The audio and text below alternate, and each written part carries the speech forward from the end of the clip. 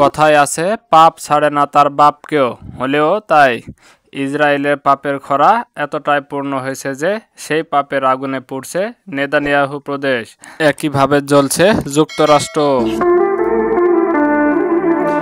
হাজার হাজার গাজাবাসীর আত্মনাদ, স্বজন হারানোর ক্ষোভেই যেন পড়ছে ইসরায়েল। এ যেন এক প্রকৃতির মধুর প্রতিশোধ। তীব্র তাপ এবং প্রবল বাতাসের কারণে জ্বলছে দেশটির বেশ কয়েকটি শহর। ভয়াবহ আগুন ছড়িয়ে পড়েছে প্রান্ত থেকে প্রান্তরে। আগুনের কারণে সড়কের যান চলাচল বন্ধ রয়েছে, তাতেও ক্ষতি হচ্ছে সে দেশের।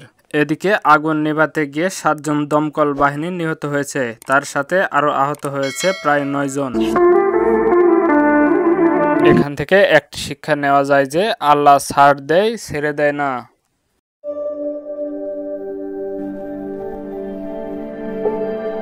বাংলা জিকে 10।